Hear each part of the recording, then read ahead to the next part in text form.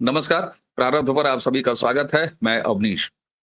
देश में एक बड़ी चीज चल रही है, बहुत सारी चीजें चल रही हैं, लेकिन उसी के साथ जब हम इस वीडियो को लेके आपके सामने आ रहे हैं दर्शकों, 20 देशों के खुफिया प्रमुख यानी इंटेलिजेंस चीफ, वो सारे के सारे भारत हैं। न्योता है हमारे एनएसए अजित डोभाल साहब की तरफ से।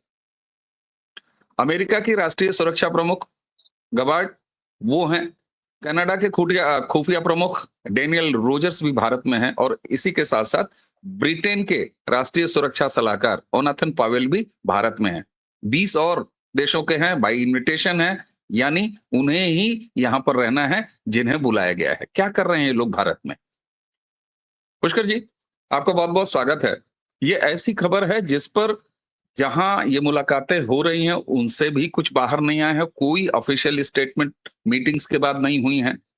जबकि गबार्ड जो हैं वो एनएसए से मिल चुकी, वो रक्षा मंत्री से भी मिल चुकी। क्या है मायने, ये कैसी जुटान है, क्या हो रहा है दिल्ली में? देखिए, पहली बात तो ये है कि जो जुटान हुआ है ये जो है अमेरिका के की पहल पे है। अमेरिका की जो सुरक्षा और राष्ट्रीय नीति जो है वो जो है पिछले एक दशक में बदली है। और आप देखा होगा इंडो पैसिफिक को लेके जो है अमेरिका चाइना को काउंटर करने के लिए इंडो पैसिफिक का एक उसने गठजोड़ बनाया हुआ है। और उसी के तहत जो है ये एक डायलॉग कह लीजिए, कॉन्क्लेव कह लीजिए, 20 राष्ट्रों का है, जिसके वहां के सभी खुफिया प्रमुख कह लीजिए, सुरक्षा प्रमुख जो है वो आए हुए। इसको क्योंकि भारत में किया गया है, भारत में इसको जो है लीड कर रहा है, तो इसकी जो चेयर जो है इस कॉन्फ्रेंस का वो हमारे भारत के राष्ट्रीय सुरक्षा सलाहकार अजीत डोभाल जी कर रहे हैं। वैसे जैसा आपने बताया कि यहाँ पे जो है कनाडा के भी प्रमुख आए हुए हैं, आपका MI6 के जो है ग्रेट ब्रिटेन के भी है, साथ में ऑस्ट्रेलिया, जापान जो क्वाड है उनका वो है, साथ में जो साउथ ईस्ट एशिया के दोस्त देश हैं उनके भी आए हुए। तो उससे तो एक चीज स्पष्ट समझ में आ रही है कि ये बैठक ऐसी बैठक है जिसके बारे में बंद कमरे की बैठक रहेगी, और इसके अंदर इसको लेकर कोई भी सार्वजनिक बयान मैं आने की उम्मीद नहीं करता हूं, क्योंकि ये एक क्षेत्रीय सुरक्षा का एम्ब्रेला के तहत हो रहा है। तो जो कुछ भी कंसर्न होंगे अमेरिका के वो एड्रेस किए जाएंगे, और उसके साथ में जिन जिन राष्ट्रों से अमेरिका चाइना को काउंटर करने के लिए कॉपरेशन ले रहा है उनके कंसर्न भी एड्रेस करेगा। वैसे तो ये बैठक हो जाती, इससे पहले भी प्रमुख लोग आए हैं यहाँ पे, विभिन्न राष्ट्रों के खुफिया प्रमुख या राष्ट्रीय सलाहकार। लेकिन इस महत्वपूर्ण ये हो जाता है कि तुलसी गबार्ड आई हैं, और तुलसी गबार्ड अमेरिका की नेशनल इंटेलिजेंस की डायरेक्टर हैं CIA से, जिसके तहत CIA रहता है। इसको हम लोग दूसरी तरीके से समझना चाहिए कि वो ये समझे कि ट्रंप का जो नया प्रशासन आया है, तो ट्रंप प्रशासन की जो है सबसे महत्वपूर्ण कह सकते हो उनकी टीम का जो कोर है वो जो है भारत उसकी यात्रा है, और वो 3 दिन की यात्रा है। सिर्फ इसी में नहीं आई है वो, इसके साथ जो रायसेना डायलॉग जो भारत की जो है विदेश मंत्रालय के तहत होता है, जो एक एनुअल फीचर है, और वो जो है उसमें भी भाग लेंगी, और जियो पॉलिटिक्स में वो एक पेपर भी पढ़ेगी। तो इसके मतलब ये है कि मल्टीफोल्ड एक conversation between India and America हो रहा है, और इसके तहत हमको ये समझना पड़ेगा कि हम इसके जो भी बात हुई होगी इसके परिणाम अगले 3 महीने 6 महीने में होने वाली घटनाओं से हम जो है ये पता कर पाएंगे इसमें क्या है। तुलसी गबार्ड के बारे में सब लोग जानते हैं कि ट्रंप की टीम में उन लोगों में से शामिल है जो कि जिनका टिल्ट जो है कह सकते हैं प्रो भारत कह सकते हैं रहता है। उनकी एक अपनी जो है राय जब वो ट्रंप के साथ नहीं थी, मतलब कहना मतलब जब वो रिपब्लिकन पार्टी में नहीं थी, डेमोक्रेट थी, तब भी जो उनका जो है जियो पॉलिटिक्स को लेकर व्यू था, वो बहुत कुछ मैच करता था भारत की जियो पॉलिटिक्स के जो दृष्टिकोण है उसके तहत। तो इसलिए ये महत्वपूर्ण हो जाता है। साथ में एक जैसा आपने बताया कि मीटिंग हुई तुलसी गबार्ड की, जो कस्टमरी है यहाँ है, तो जो राजनीतिक नेतृत्व भारत का है, रक्षा मंत्री आपके राजनाथ सिंह हुए, उनसे मुलाकात हुई, प्रधानमंत्री से भी उनको मिलना है, मुलाकात हुई कि नहीं मुझे नहीं मालूम, लेकिन मिलना है। लेकिन अजीत डोभाल के साथ जो मीटिंग, हाँ अजीत डोभाल के साथ भी उनकी, ऐसा इसलिए कि आप देख रहे होंगे, मैं तुलसी गबार्ड का जो ऑफिशियल एक्स हैंडल है वो एक एक डेवलपमेंट, एक एक एक्टिविटी की पोस्ट वहां पर डाल रही है, और वहां से उनके मुताबिक अभी तक राजनाथ सिंह जी से उनकी मुलाकात हुई है, अजीत डोभाल से मुलाकात हुई है, तो ये बायलैटरल मुलाकातें हुई हैं, लेकिन मोदी जी से उन्हें मिलना है, ऐसा भी उन्होंने कहा है। मिलना है, शेड्यूल मीटिंग शेड्यूल है, अब वो कब होती है जिसके बारे में मुझे सूचना नहीं है, लेकिन अजीत डोभाल के साथ उनकी मीटिंग 1-to-1 हुई है। और साथ में एक और इस 20 लोगों के समूह के अलावा भी एक मीटिंग हुई है, जिसके अंदर जो है कनाडा के प्रमुख और इंग्लैंड के MI6 के प्रमुख वो उसमें शामिल थे। उससे थोड़ा ये समझ में मुझको आता है कि ये भारत के कहने पर किया गया है, और ये जो खालिस्तान एलिमेंट है, क्योंकि इंग्लैंड और कनाडा जब आता है। सर मैं आपको रोक रहा हूं, और मैं आपको रोक इसलिए रहा हूं कि मैं चाहता हूं कि आपको मैं ये दिखाऊं जरा। आपने जो अभी कहा है कि खालिस्तान का, तो आप देखिए तुलसी गबार्ड का ही ये एक्स पोस्ट है, जिस पे उन्होंने ये लिखा है कि US intelligence chief Tulsi Gabbard met with Indian national security adviser Ajit Doval and 20 other spy bosses. India got assurance from Tulsi Gabbard that both the countries will not let their territories be used for anti-US and anti-India activities. और last की line, Khalistani separatist groups where also discuss, ये सीधे सीधे तुलसी Gabbard ने किया है। दर्शक आप देख सकते हैं उनका एक्सपोज। जी सर। तो इसी का जो जहां मैं आपको ले जा रहा था, वो आपने एक ट्वीट दिखा के उसको समझा दिया और दर्शकों को कि तुलसी गबार्ड और भारत के बीच में या अजीत डोभाल के बीच में खालिस्तान को लेके बहुत क्लियर कट अंडरस्टैंडिंग है, लेकिन भारत की मुख्य दिक्कत आ रही है इंग्लैंड में और कनाडा में, जहां की सरकारें जो है एक तरफ तो जो है भारत के संबंध अच्छे की बात करती है, लेकिन खुलेआम कई दशकों से उनको ऐसे सेपरेटिस्ट अलगाववादी खालिस्तानियों को प्रश्रय भी दिए हुए सरकारी तौर पे। तो इसलिए यह महत्वपूर्ण हो जाता है कि जब तुलसी गबार्ड और अजीत डोभाल के साथ इन दोनों के प्रमुख बुलाए गए, तो इसके मतलब कोई निश्चित रूप से एक रणनीति या अपना जो है कंसर्न है वो डायरेक्ट कन्वे हुआ है, जिसके परिणाम हम लोगों को आगे आने वाले समय में देखने को मिलेगा। इसी के साथ में सबसे महत्वपूर्ण मुझको जो समझ में आता है कि क्योंकि जितनी ये चीज हम लोग जिस विषय में बात कर रहे हैं, परसेप्शन का बहुत महत्व होता है, और जो भविष्य में होने वाली घटनाओं के आकलन को लेके भी हम उसको समझ सकते हैं, क्योंकि वर्तमान में कुछ समझ में आना वाला नहीं है, क्योंकि कोई जो इतने सेंसिटिव पोस्ट पे होगा वो निश्चित रूप से सार्वजनिक रूप से कोई इस तरह की नहीं बात करेगा। जिस तरीके से हमारे भारतीय उपमहाद्वीप में जिस तरीके से हलचलें चल रही हैं, जिस तरह से डिस्टर्बेंस है, जिस तरीके से अमेरिका ही की ही डीप स्टेट के या स्टेट डिपार्टमेंट के बिल्कुल सीधे तौर पे दखल से बांग्लादेश में जो उलटफेर हुआ, और जिस तरीके से वहां मोहम्मद यूनुस जो है, अब तो सरकार बदली है लेकिन सिस्टम अभी भी पुराने लोगों के हाथ में वहां अभी भी, जिसको लेके तुलसी गबार्ड राष्ट्रीय सुरक्षा डायरेक्टर बनने से पहले अपना कंसर्न शो कर चुकी थी। वो मेरे ख्याल से बांग्लादेश भी इसमें टॉप में होगा, क्योंकि जब जब मोदी साहब से मुलाकात हुई तो ट्रंप ने बहुत स्पष्ट रूप से बांग्लादेश के लिए कह दिया था कि प्रधानमंत्री नरेंद्र मोदी जी वो इसको देखेंगे। तो मैं समझता हूं उसमें कुछ हुआ होगा निश्चित रूप से।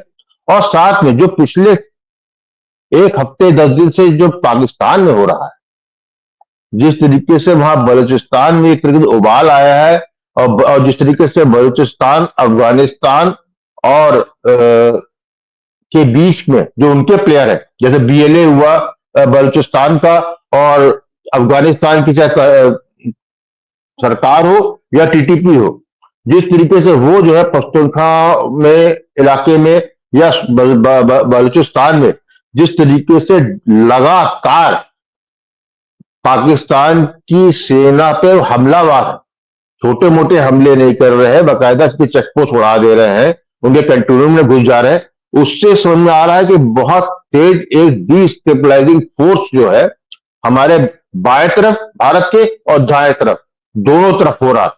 ऐसे में तुलसी गबार्ड का यहां पे आना लंबे समय के लिए, तो इसके मतलब ये जो हमको जितनी मीटिंग ऑफिशियली दिखाई जा रही है, जो हम देख रहे हैं, वो एक कोरम है, लेकिन मैं समझता हूं कि उसके अलावा कई चीजें ऐसी ट्रांसपायर हुई अवश्य होंगी और भविष्य की योजनाएं भी बनी होंगी, जिसके परिणाम जो है हम अब बांग्लादेश और पाकिस्तान दोनों में ही अगले आने वाले कुछ समय में देखेंगे। क्योंकि यदि भारत को भी, जैसे जिस तरह बांग्लादेश में हो रहा है, जिस तरह बांग्लादेश बराबर भारत को चाह रहा है कि भारत कुछ इस तरीका करे, वो रीजनेबल चीज नहीं लगती है, तर्क सांगित नहीं लगती है कि क्यों कर रहा है।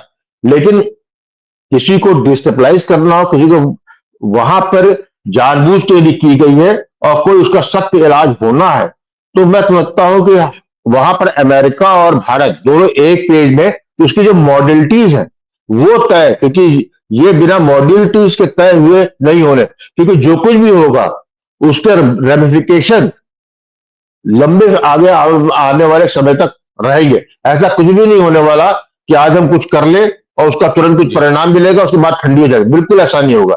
क्योंकि इसके संग डायनेमिक इस्लाम का बहुत तगड़ा जुड़ा हुआ है, इस्लाम रेडिकल इस्लाम का जुड़ा हुआ है, चाहे पाकिस्तान में देख लीजिए, चाहे बांग्लादेश में देख लीजिए, और उसका एक बहुत बड़ा पिलर, खंबा पाकिस्तान और बांग्लादेश का, वो भारत में है, जो करोड़ों की संख्या में।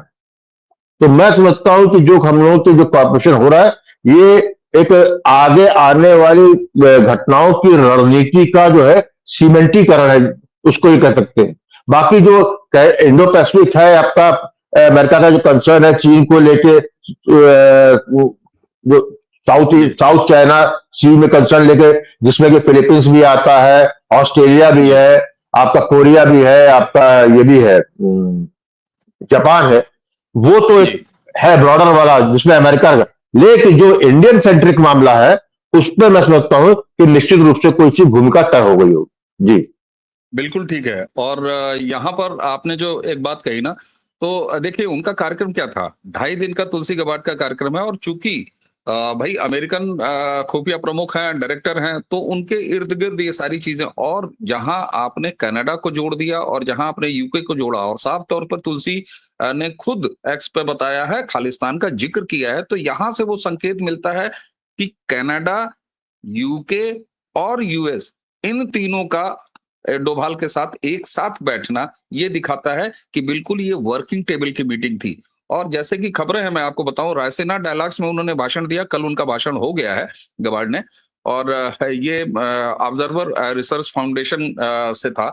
इसके बाद आप देखिए तुलसी ने कहा क्या है, सेकेंड पैरे में अगर आप देखिए कि इंडो पैसिफिक क्षेत्र में मजबूत रिश्तों की पहल, क्योंकि ये कहीं कुछ और देशों में भी जा रही हैं।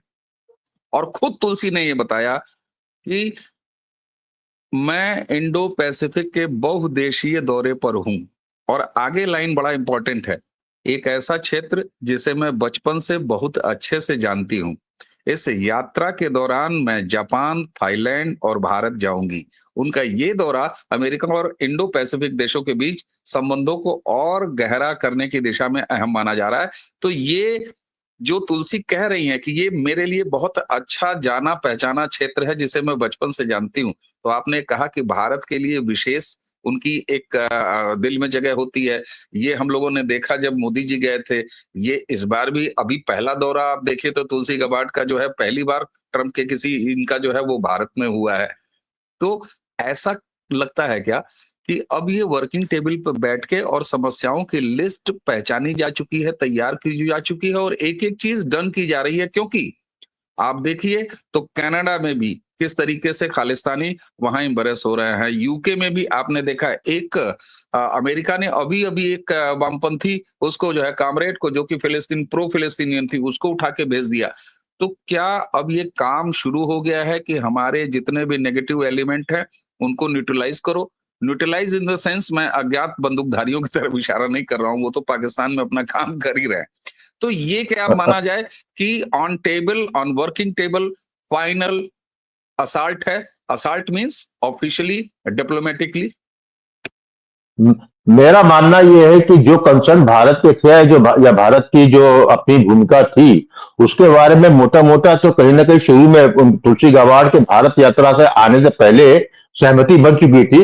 लेकिन जो एक होता, जो फाइन ट्यूनिंग होती है, वो करना जो है वो यहाँ पे था। इसीलिए जो है इंग्लैंड का MI6 के प्रमुख और कनाडा के खुद के प्रमुख जो है, उनको भी उनके साथ ही मीटिंग हुई। एक चीज और महत्वपूर्ण है अवनीश, कि यदि हम बांग्लादेश पाकिस्तान की बात करते हैं, तो भारत के लिए जो सबसे महत्वपूर्ण ये है कि वहां पर तवा गर्म करने से पहले जो हमारे यहाँ जो फ्रिंज एलिमेंट है पंजाब का, वहां उसको उस तवे में जो है पानी डाल, गर्म तवे पानी डालना है।